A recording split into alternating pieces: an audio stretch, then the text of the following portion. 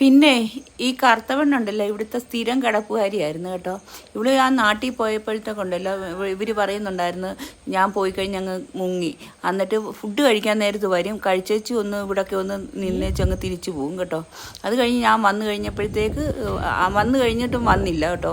അപ്പോഴത്തേക്ക് ഇവിടെ ആ ഒരു വെളുത്ത പെണ്ണ് ഇവിടെ കയറി, ആ പാവം പെണ്ണ് ഇവിടെ കയറി സ്ഥാനം ഉറപ്പിച്ചായിരുന്നു. സ്ഥാനം ഉറപ്പിച്ച് അവൾക്ക് ഇച്ചിരി ആഹാരമൊക്കെ കൊടുത്തൊന്ന് നന്നായി വരുമായിരുന്നു. അപ്പോഴത്തേക്ക് ഇവള് വന്നു എന്നെ കണ്ട്, അപ്പോഴത്തേക്ക് മറ്റേതിനെ ഓടിച്ച് ഇപ്പം എന്നിട്ട് ഇപ്പം ഈ രാത്രി ഇവക്കൊരു മുങ്ങലുണ്ട് കേട്ടോ. ഞാൻ ഇടയ്ക്ക് നോക്കുമ്പോൾ രാത്രിയിൽ കാണാറില്ല. അപ്പം കഴിഞ്ഞ ദിവസവും ഇല്ലായിരുന്നു, ഇന്നലെ ഇല്ലായിരുന്നു. ഇന്ന് നേരം വെളുത്തപ്പോൾ ഇവനെയും കൊണ്ട് വന്നിട്ടുണ്ട്. ഏതാണോ ഇവനെന്ന് എനിക്കറിയത്തില്ല. അവനെയും കൊണ്ട് ഇവൻ്റെ കൂടെ ഇപ്പം കണ്ട് രാത്രി മുങ്ങലാണ് ഇവിടെ പരിപാടി. ഇവരാണ് ഇവിടെ പുതിയ കാമുകനെ കണ്ടുവാ കേട്ടോ.